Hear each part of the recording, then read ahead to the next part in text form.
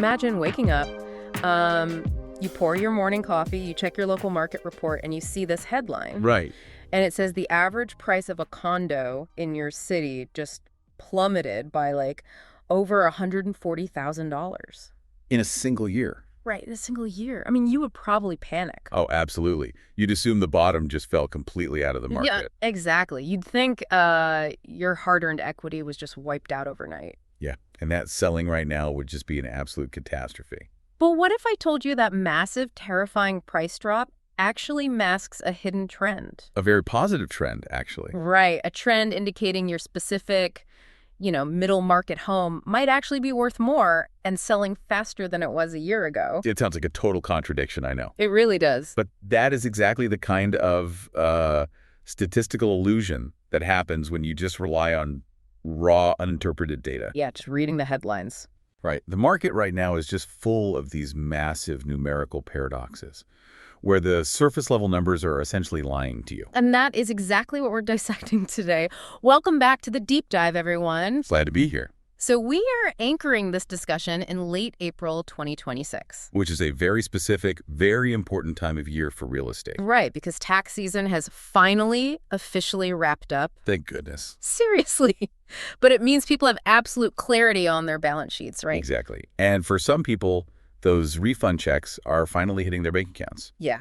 Plus, we are coming right up on Arbor Day. Arbor Day, yeah. Which, I know it sounds a little poetic, but this time of year historically triggers a very real, almost biological urge in the market. Oh, it really does. It's the literal and metaphorical season for, putting down roots. The timing is just critical to understand buyer psychology here. I mean, spring has always been the starting gun for real estate. Right. But when you combine the finality of tax season with that psychological shift of spring, you get this massive release of pent-up demand. People are ready to move. They are. Buyers suddenly know exactly what they can afford, and they want to be settled before the heat of summer. And before the start of the next school year, definitely. Exactly. But as we're going to see today, navigating where and how they are planting those roots requires a level of precision that a generic national news headline simply cannot provide. Which brings us to the whole mission of today's deep dive. Let's get into it. If you are a property owner or, if you're a prospective seller eyeing this post-tax season window, you need hyper-local, actionable intelligence. Not just broad strokes. Right. So to get that, we are pulling our insights straight from the Q1 2026 Market Walk report. A great resource. And the highly detailed March 2026 monthly MLS summary report. Yes. Now, before we go any further, I have to establish some local credibility here. Oh boy, here we go. I have to, because these reports are provided by the North Texas Real Estate Information Systems, Inc. Right. And if you are reading that acronym, it's NTREIS. Right. But locally, it is universally pronounced Netras. Netros. It rhymes with rust. Netras. It really is the ultimate, shibboleth, the North Texas market. That is. If you say NTREIS letter by letter, every professional in a 50-mile radius immediately flags you. Oh, it's done. They flag you as someone who's just relying on a national algorithm from some coastal tech company rather than actual localized expertise. Exactly. So we have the Netras data. And while this report covers the entire massive, sprawling Dallas-Fort Worth metroplex, Which is huge. it's giant. We're putting a microscope strictly on Tarrant County today. Okay, zooming in. Yeah. We want to examine the exact fault lines, the hidden traps, and the surprising opportunities here. There are a lot of them. So our ultimate goal today, by the time we finish unpacking the mechanisms behind all this data, you're going to see why navigating this shifting landscape requires a human algorithm. A human algorithm. I like that. Thanks. Specifically, it's why you should be reaching out to David Peet at Peet Realty. Absolutely. Because as we're about to discover, the data is just full of landmines. And you need someone who knows exactly where they are buried. Well, before we start zooming in on the micro markets and specific neighborhoods of Tarrant County, I think we really have to establish the macro baseline. Okay, lay it on us. We need to understand the larger economic weather system that North Texas is operating within. Because that affects everything downstream. Exactly. Yeah. Because those macro forces, like interest rates, regional inventory, broader buyer sentiment, Yeah. those dictate the boundaries of what is possible locally. I see the value in setting the stage. So looking at the March 2026 regional data, what is the overarching narrative? Right. Because the numbers on single-family homes look incredibly contradictory to me. They do. The overarching narrative is really what happens when buyer demand remains high, but affordability hits a hard ceiling. Okay. Let's look at the single-family residence data first. Sales volume across the entire North Texas region is actually up 6% year over year. About 6%. Yeah. We are talking about 7,750 closed sales in just the month of March. Wow. That generated nearly $3.9 billion in total transaction volume. 3.9 billion. That is a massive, highly liquid market. The capital is absolutely flowing. Nearly $4 billion in 30 days. I mean, that implies a very healthy, a very active buyer pool, right? Yes. But here's the contradiction I'm really struggling with. Okay, let's hear it. My basic understanding of economics, like the standard supply and demand curve, Right. it dictates that if sales volume is increasing by 6%, Yeah. if that many more buyers are successfully closing on homes, prices should be rising. Logically, yes. Right. Yet the data shows the average price of a single-family home actually dipped 1%, down to $502,255. And the median price dropped 3%. Exactly. Down to $388,495. Yeah. So how does a market absorb 7,750 buyers and still see median prices fall? It's a fascinating disconnect, honestly. Mm-hmm. And it highlights a really crucial mechanism of real estate economics. Which is? The shifting composition of sales. Shifting composition, okay. Yeah. When we see high volume combined with a dropping median price, it doesn't necessarily mean every single home is losing 3% of its value. Okay, so my house isn't necessarily worth 3% less. Not necessarily. What it usually indicates is that the mix of homes being sold has fundamentally shifted. The action has moved down the price ladder. Walk me through the mechanics of that. How does that happen? Well, let's factor in the reality of the 2026 economic landscape, right? Buyers are dealing with a specific interest rate environment. Tough one. Very. They have strong incomes, which is why they can still buy.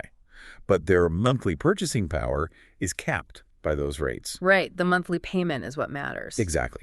So a buyer who might have comfortably purchased a $500,000 home, say, 3 years ago, Yeah. they are now looking at a $400,000 home just to keep their monthly payment identical. Oh, wow. Okay. Because the entire buyer pool is basically stepping one rung down the pricing ladder to preserve their monthly budget. The bulk of those 7,000 plus transactions are happening at lower price points. So the high-end homes just aren't selling as much. Right. High-end expensive homes are sitting longer, or they're just not being listed at all. Mm-hmm. While the $350K to $400K range is just seeing furious activity. So all that action at the bottom drags the mathematical middle downward. Yes, exactly. This drags the median price down, even while total sales volume goes up. So it's not that a specific $400,000 house is suddenly worth $388,000.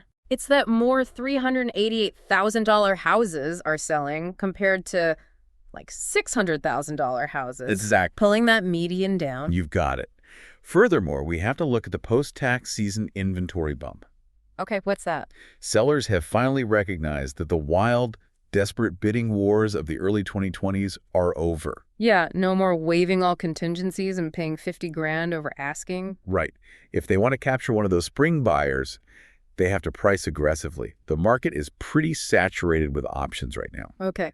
And when supply outpaces even this strong demand, sellers just can't push the envelope. They are pricing to sell, not pricing to test the waters. That makes the single-family market sound incredibly pragmatic, actually. Very pragmatic. Buyers and sellers are both acting rationally within the constraints of their budgets. Absolutely. But if we look at the other half of the market, Oh. the attached housing, the condominiums, and townhomes, that rationality just seems to vanish entirely. It really does. I mean, the data there looks like a completely different economic reality. It is the exact inverse of the single-family market. Let's hear it. While single-family saw volume go up and prices go down, condominium sales volume actually dipped by 4% year over year. Volume went down. Yes. We only saw 222 condo sales across the entire region. That's a tiny number compared to the 7,000 single-family homes. Tiny. But the average price for a condo exploded. Right. It went up a staggering 31% to 488,192. 31%. Yeah. And meanwhile, townhouse sales plummeted by 17%. Okay, a 31% jump in average price while the number of sales is dropping. We initially talked about this like a seesaw, but that metaphor doesn't really work here. No, it doesn't. It's more like looking at a thermostat in a massive house where all the windows are open. Okay, I like that. You know, the single-family room is cooling down while filling up with people. And the condo room is suddenly boiling hot but completely emptying out. The average temperature of the house tells you absolutely nothing about how to dress. That is a much more accurate metaphor, honestly. Yeah. A 31% increase in average condo prices to nearly $500,000 is a massive red flag that we're dealing with a heavily skewed data set. Skewed how? When you only have 222 transactions, the data is incredibly fragile. Okay. It doesn't take a widespread appreciation of everyday condos to move that needle. All it takes is the closing of a brand new, ultra-luxury high-rise development in a major urban center. Oh, like in downtown. Exactly. If 20 multi-million-dollar penthouses close in a single month, That ruins the curve. violently drags the average price upward, creating the illusion that condos are suddenly this premium asset class across the board. And meanwhile, the 17% drop in townhouse sales, does that point back to the affordability issue? Because townhomes are usually the stepping stone between a condo and a single-family house, right? Yes, it points to a freeze in that specific middle market transition. A freeze. Owners of townhomes might have locked in highly favorable mortgage rates years ago. Oh, the golden handcuff? Exactly. They have no financial incentive to sell their townhouse and trade up to a single-family home at a higher price and a much higher rate. So they just sit tight. That makes total sense. Inventory dries up and sales volume plummets. So if I'm sitting here listening and I own a standard 3-bedroom single-family home, Okay. the immediate macro takeaway is that I have to be brutally realistic. Brutally. I cannot look at the $3.9 billion changing hands and assume I can slat a premium price tag on my property. You really can't. The buyers are out there, but they are discerning, they are rate sensitive, and they have options. Yes. If I misprice my home in a market where the median is naturally drifting downward by 3%, I'm going to be left behind. That is the harsh truth of the current market. The days of aspirational pricing, listing your home for 10% over the last comparable sale just to see what happens. Just testing the waters. Right. Those days are suspended. If you overprice today, your property will sit. The listing will get stale. Buyers will assume something is structurally wrong with it. Yeah, they'll think, why hasn't this sold? Exactly. And you will eventually find yourself chasing the market down with incremental price cuts. Ultimately selling for less than if you had priced it correctly on day one. Man. Which highlights the ultimate danger of relying on broad regional data.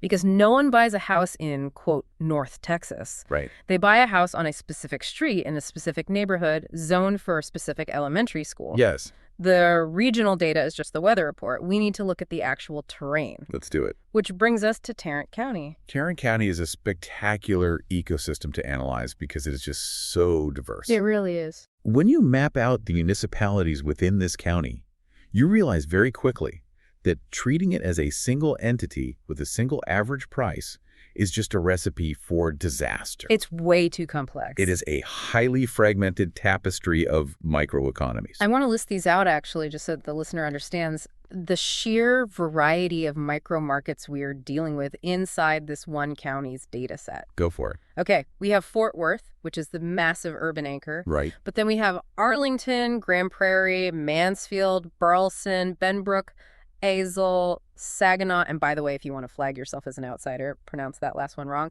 it's Saginaw. Saginaw, yes. We also have Hazlitt, Keller, Southlake, Grapevine, Colleyville, that's C-A-W-L, evil, folks. Yep. Bedford, Hearst, Euless, pronounced Uoles, North Rutland Hills, Haltom City, and Watauga. It's quite a list. And when you look at the economic drivers of those specific cities, the complexity becomes obvious. How so? Well, you have the increasingly vertical, dense urban centers of downtown Fort Worth, driven by corporate jobs and walkability. Right. Then you have the sprawling, massive suburban entertainment hubs of Arlington, which is uniquely affected by short-term rental zoning and hospitality infrastructure. Sure, with the stadiums and everything. Exactly. Yeah. Then you have the ultra-high-end exclusive enclaves like Southlake and Colleyville. Oh, yeah. where zoning heavily restricts density to preserve massive lot sizes and, frankly, legacy wealth. Right.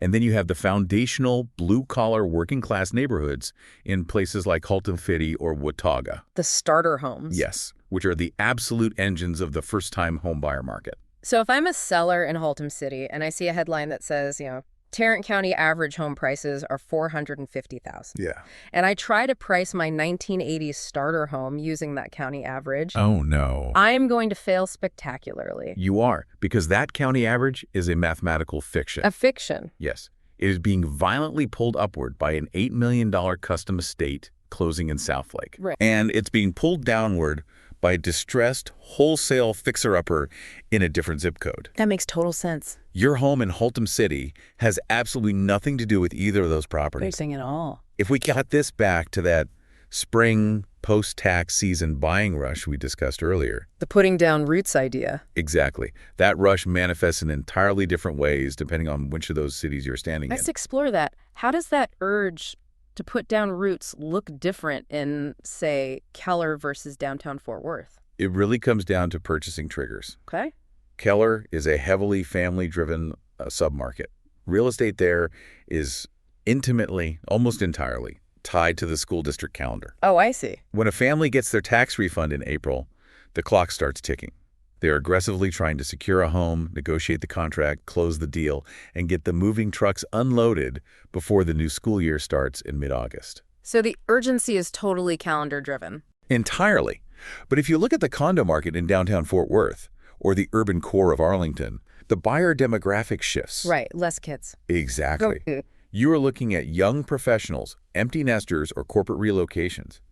They are not tied to a school calendar at all. What are they tied to then? Their purchasing triggers might be tied to corporate bonus structures or sudden interest rate dips, Right. or even municipal announcements about new public transit lines. I see where this is going, and it raises a massive red flag regarding how most people determine their home's value today.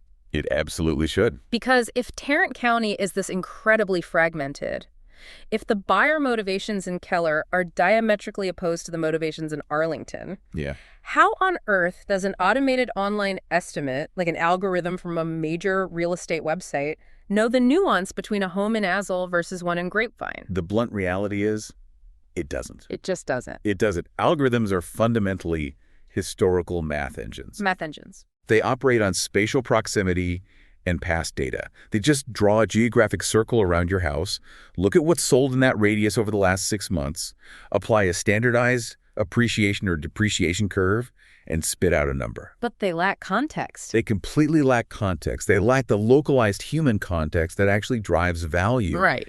An algorithm doesn't know that one side of the street feeds into a highly desired, top-rated elementary school. While the house directly across the street. 50 feet away. Yeah. Feeds into a different district entirely. The algorithm prices them exactly the same. Wow. It doesn't know that a massive new commercial logistics park was just approved 2 miles away, Right, bringing a bunch of jobs. making a specific neighborhood in Mansfield incredibly desirable for management-level employees relocating to the area. Or conversely, it doesn't know the difference between a house whose backyard backs up to a serene, protected greenbelt Yes. versus a structurally identical house 3 doors down that backs up to a noisy 24-hour 4-lane highway. Exactly.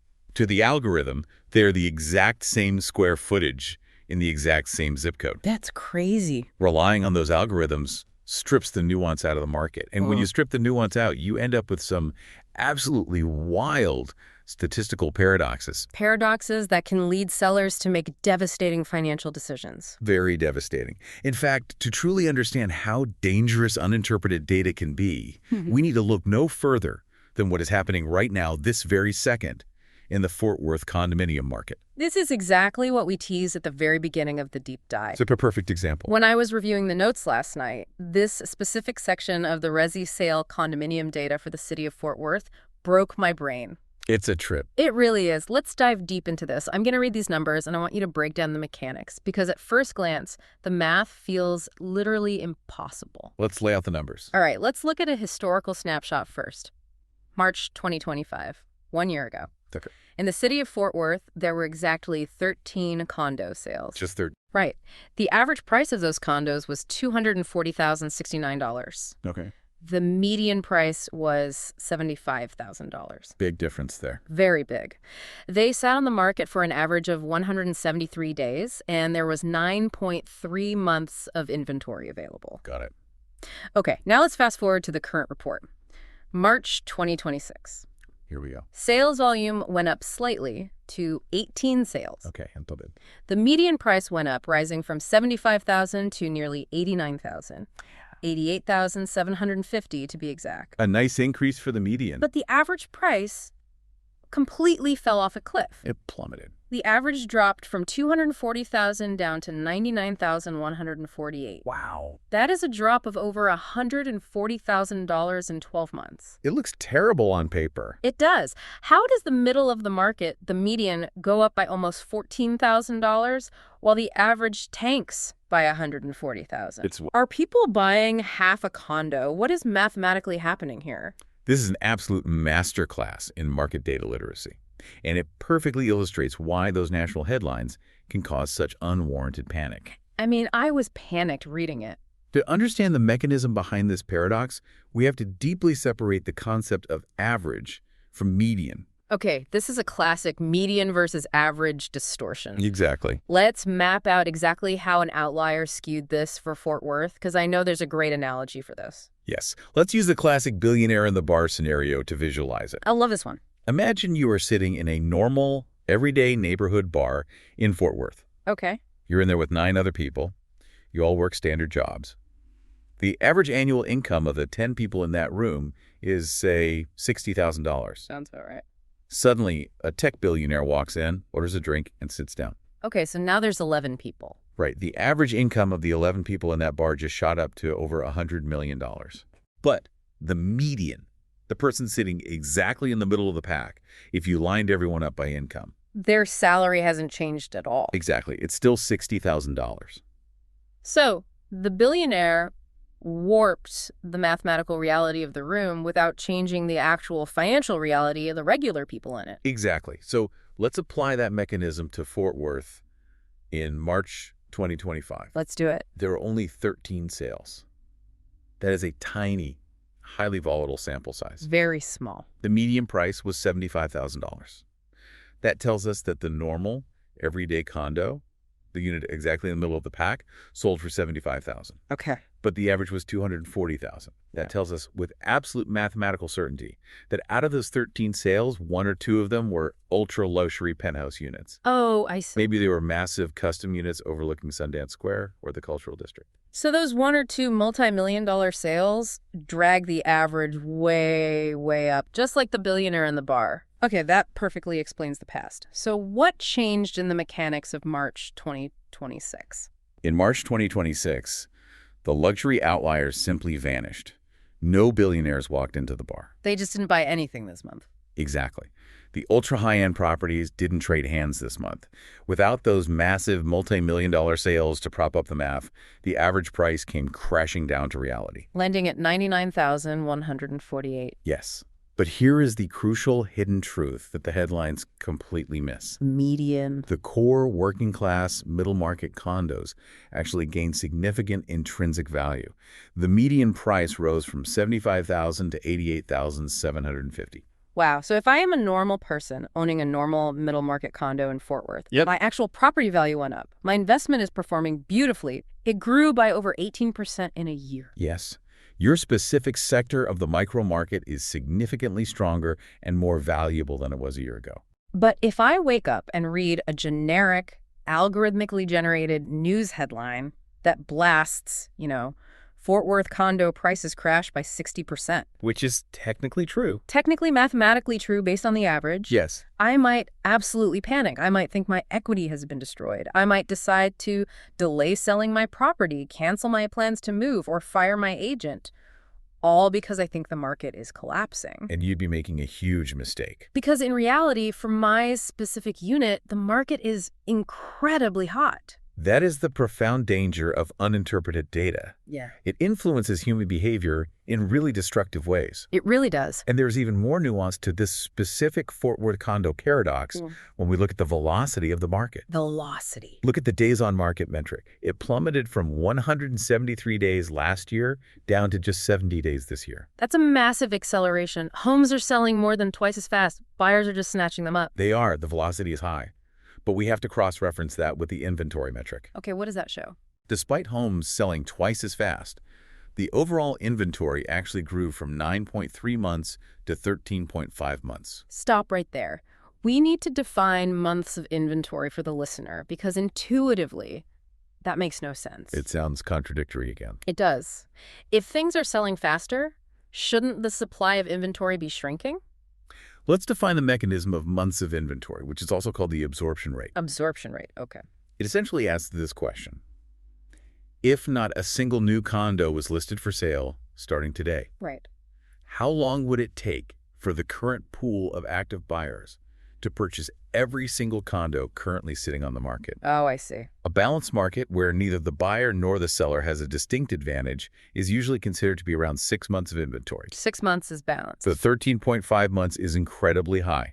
It is a heavily saturated market. So to explain the paradox, the days on market metric only measures the properties that actually successfully closed. Right. So the ones that are selling fast in 70 days. Yes. But there is a massive pile of other condos sitting unsold, pushing the inventory metric up to 13.5 months. That's the shadow inventory. Why is that pile so big? Where is this flood of inventory coming from? We have to speculate based on broader economic trends, but there are a few likely culprits for this shadow inventory finally hitting the active market. Okay, what's number one? First, we could be seeing the completion of mid-sized multifamily projects that broke ground during the peak optimism of 2022 and 2023. Oh, and they are just now delivering units. Exactly. That makes sense. What else? Second, you have investor rotation. Investors who bought condos as short-term or long-term rentals a decade ago might be looking at the high carrying costs now. Like what?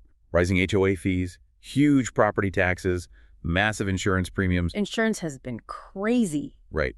And they're deciding to liquidate those assets to move capital elsewhere.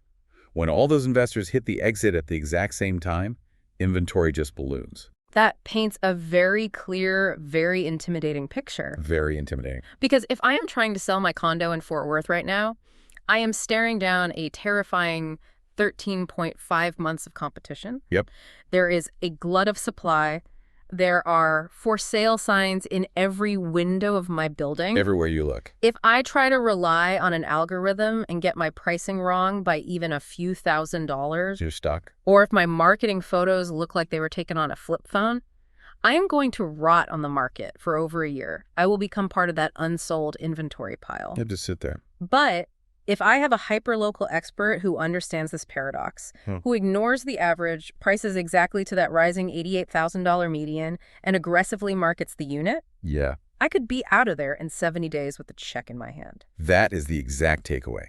The data proves that the Tarrant County market is extremely unforgiving to mistakes right now, but highly rewarding to absolute precision. Precision is key. The 91.4% sold-to-list ratio for those successful sales really confirms this. Right. Buyers are willing to pay close to asking price, but only for the units that are priced correctly relative to the true median market value. Not the aspirational value. Exactly. This is why you need a human being who understands the context behind the spreadsheet. It's fascinating how the core of the market is behaving. Truly. But it's not just condos and single-family homes acting strangely. Oh, not at all. When we pull the lens back even further and look at the fringes of the market. The alternative property types. Right, the alternative property types and the raw dirt. The trends get even wilder. We've talked about the single-family thermostat and the condo paradox, but let's dive into the outliers. Let's do it. Because sometimes the edges of the map tell you where the center is heading. The outliers are crucial. In real estate economics, the fringes often serve as early indicators. Like the canaries in the coal mine. Exactly.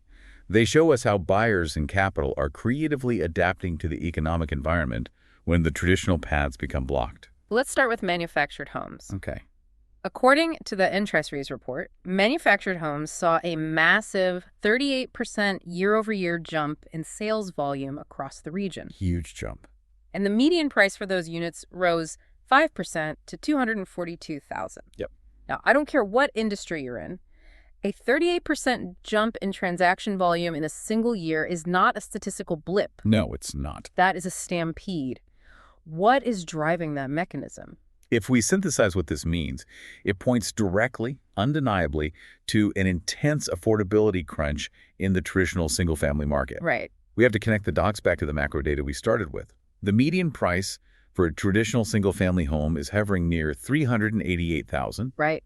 When you combine a $388,000 purchase price with the interest rates holding steady in 2026. It's a heavy lift. The sheer monthly carrying cost, the principal, the interest, the property taxes, the insurance, is simply an impenetrable wall for a massive portion of first-time home buyers. I see the logic, but doesn't zoning heavily restrict where you can even put a manufactured home in a densely populated place like Tarrant County? It does. So how are they absorbing a 38% increase? That is the brilliant part of how the market adapts.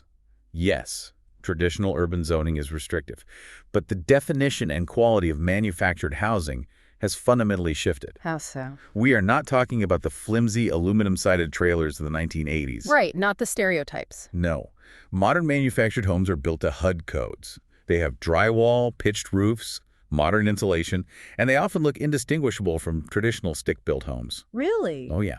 Furthermore, buyers are looking at the geographic edges of the county, places like Azle, Saginaw, or the unincorporated areas just outside the city limits. Okay, where zoning allows for these structure. Right, either on individually owned plots of land or in high-amenity land lease communities. So the buyers are getting highly creative. Very creative. They are looking at the math, realizing the traditional single-family path is blocked, and making a calculated pivot. Exactly. Buyers are seeking alternative paths to achieve the fundamental goal of homeownership and equity building. Yeah.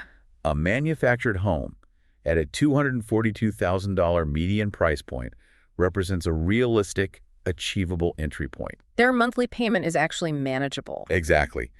They are willing to shift their aesthetic expectations and perhaps commute a little further from the urban core in order to get their foot in the door of property ownership. That makes total economic sense. The pressure in the middle pushes everyday buyers outward toward alternative housing. It's a pragmatic, highly logical response to a tough single-family market. Now let's swing the pendulum to the absolute opposite end of the economic spectrum. All the way to the top. We've talked about how the working class buyer is adapting to affordability issues. Let's talk about what the absolute peak of the market, the ultra-high net worth capital, is doing. Let's look at premium undeveloped dirt. Yes, specifically land sales in Southlake. This is a completely different psychological and economic landscape. It has to be. This is where capital preservation and extreme patience become the defining metrics. You aren't kidding about patience. Looking at the NTRAS data for land in Southlake, Tarrant County for the month of March 2026. Yep. There was exactly one sale. Just one. One single piece of dirt traded hands. But here's the kicker. It sold for 113.6% of the original list price. A massive premium. Somebody paid an aggressive premium over the asking price. However, to get that premium, the seller had to sit on the market for an agonizing 567 days. Over a year and a half? That's insane. Over a year and a half of carrying costs, property taxes, and uncertainty. It's incredible. Selling land in Southlake right now is literally like fishing for a marlin with a solid gold hook. I love that analogy. You have the most premium bait in the ocean, but you might have to sit in the boat for 567 days. Getting sunburned. You're going to get sunburned. You're going to get frustrated. You're going to wonder if there are even any fish left in the ocean. And your accountant is going to yell at you about the carrying costs. They absolutely will. But when you finally get a bite, it is a monster. They don't just pay what you ask. They pay 113% of what you ask. It perfectly encapsulates the mechanics of premium, illiquid assets. The Southlake land data proves a very specific economic point. Which is? The immense wealth is still there. Ultra-high net worth buyers still exist in North Texas, and they have the capital. But they are picky. Very. They are not buying just to buy. They're willing to pay aggressively, but only for the exact right piece of property to build their legacy custom estate. The pool of buyers who can afford to buy premium dirt and then float a multi-million-dollar 2-year custom construction project is incredibly small. Tiny. Hence, only one sale. Right. And this dictates the strategy. You cannot expect a 30-day or even a 90-day turnaround on a hyper-premium specialized asset like Southlake land. No way. It requires extreme psychological patience from the seller, but more importantly, it requires massive marketing stamina from the real estate agent. Marketing stamina. Your agent cannot just throw a photo of a grassy field on the local MLS and forget about it for a year. Right. That won't work. They have to actively, constantly market that land to the right private wealth networks, to high-end custom builders, to corporate relocation executives month after month. They have to maintain the perceived premium value of that dirt so that when the right buyer finally shows up on day 567, Yes. they see the value and are willing to pay the premium. Exactly. Right. Which, again, is a strategic endurance game that an algorithm simply cannot play for you. Right. An algorithm will tell you to drop the price by 5% every 30 days until it sells. And by day 567, the algorithm would have priced that premium Southlake dirt like a bargain bin lot. The algorithm degrades value over time. But a true professional sustains it. And just to add one more layer to this wild outlier tapestry, look at the condominium data in Weatherford. Weatherford, okay. Which sits just outside the immediate urban core of Tarrant County. There were 3 sales in March. The average price was an astonishingly low $22,667. $22,000. And they sat on the market for 239 days. $22,000 for a condo in 2026. What is the mechanism there? That specific data point likely indicates deeply distressed properties. Oh, okay. We were talking about older units needing total, down to the studs rehabs, perhaps located in communities with highly restrictive or financially insolvent HOAs that make traditional financing impossible. So you need cash buyers willing to take on massive renovation risk. Exactly. It perfectly illustrates that just because you are operating in a broader regional market where the average condo is nearly $500,000. The hyper-local street-level realities dictate your actual asset value. So let's connect all these economic threads. Let's extrapolate this map of Tarrant County based on these forces. Okay. We've got a single-family median approaching $400K, pushing buyers downward. Right. We've got a massive 38% surge in manufactured homes driven by the hunt for alternative affordability. Yep. We've got premium Southlake land taking a year and a half to absorb ultra-wealthy capital. As these pressures mount, how does this physically redraw the real estate map of Tarrant County? It changes everything. Are we going to see places like Saginaw or Hazlitt, those slightly further out suburbs on the frontier of the county, suddenly experience a massive boom in alternative housing or high-density developments? It is more than probable it is the inevitable result of capital migration. Capital migration. Capital always seeks efficiency as the urban core of Fort Worth becomes denser and more expensive. Even with that middle market strength we discussed. Right. And as traditional suburban hubs like Arlington or Keller reach their practical price ceilings, the buyer pressure naturally hydraulically pushes outward. Places like Saginaw, Hazlitt, and Azle, which historically have had more available undeveloped land. And slightly more relaxed zoning. Exactly. Accommodating alternative builds, they become prime targets for this displaced demand. Wow. Buyers who are priced out of a traditional aging single-family home in Bedford might happily deploy that same capital to buy a brand new, high-end manufactured home or a smaller footprint, high-density home in Saginaw. The map is literally being redrawn by affordability constraints. The center pushes the edges outward. It is a constant living evolution, and managing your personal real estate asset within that evolution requires serious, dedicated local expertise. Okay, so let's bring this all together. Let's bring this massive economic weather system right into the living room of the person listening to this deep dive right now. Let's do it. Let's look at the board. You've got single-family homes dropping in median price while seeing massive billion-dollar volume. Yeah. You've got Fort Worth condos experiencing severe statistical paradoxes between medians and averages that make the headlines look terrifying. Terrifying headlines. You've got manufactured homes surging as people desperately seek affordability, and you've got premium land taking a year and a half to find a buyer who will overpay. It's a wild board. If you are listening to this and you are thinking about selling your property in Tarrant County during this spring rush, how on earth do you navigate this? How do you avoid stepping on a financial landmine? The singular, undeniable takeaway from all of this data is that the only way to navigate a market this complex is to not do it alone. Don't do it alone. And more importantly, to not rely on generic national tools that completely lack local context. This is exactly the strategic advantage we've been building towards since the intro. It really is. The NTRIAS data we've unpacked today proves beyond a shadow of a doubt that the spring 2026 Tarrant County market is deeply complex. Yeah. It is highly localized, shifting block by block.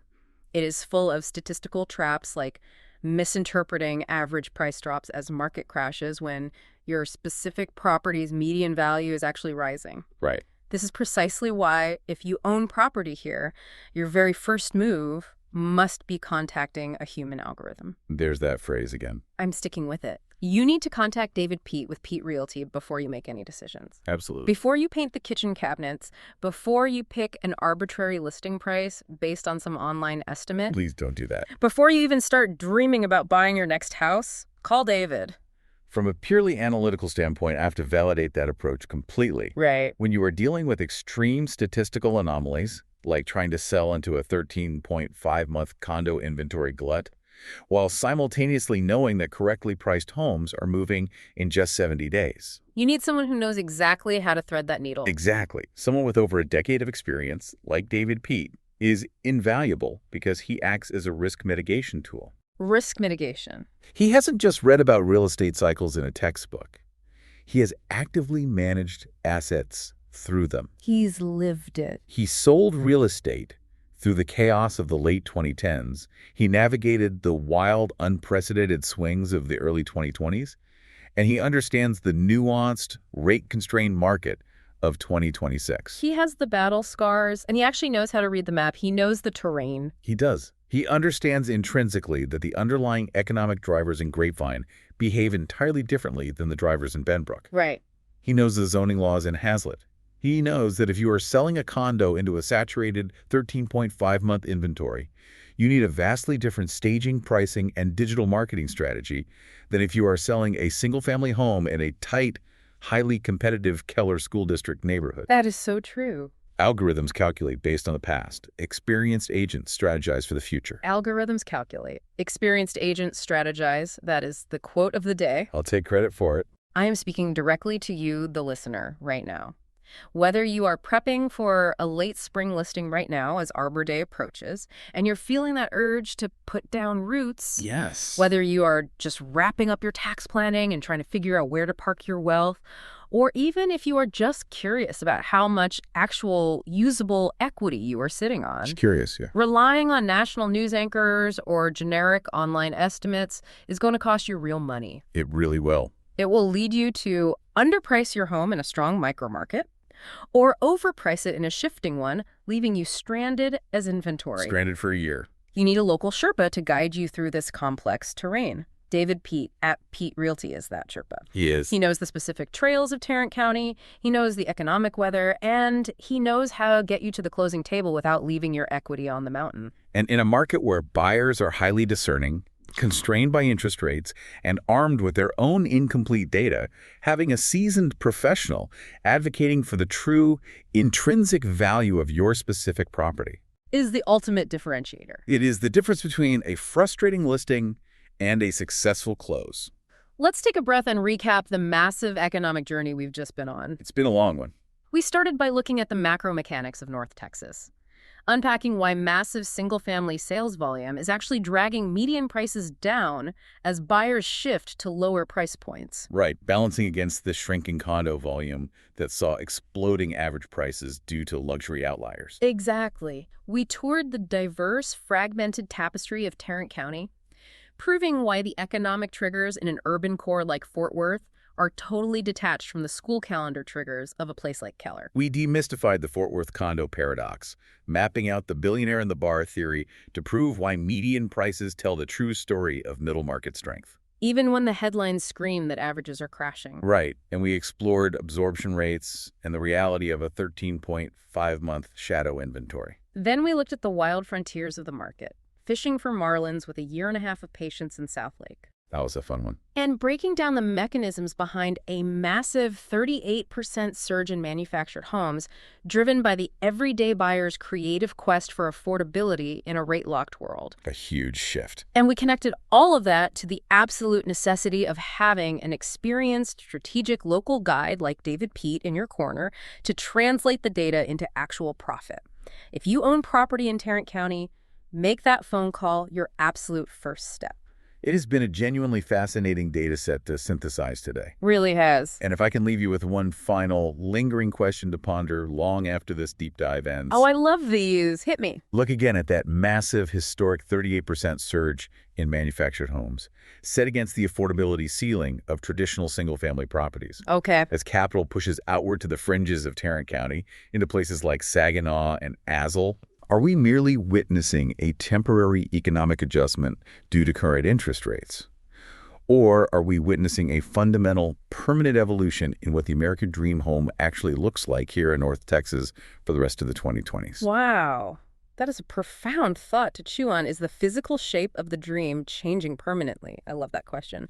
Well, thank you so much for joining us on this deep dive into the true mechanics of the Tarrant County real estate market. Whether you're cashing a tax refund, evaluating your portfolio, or just thinking about the future, remember, before you start putting down roots, make sure you have an expert who knows exactly what's hidden in the soil. Until next time.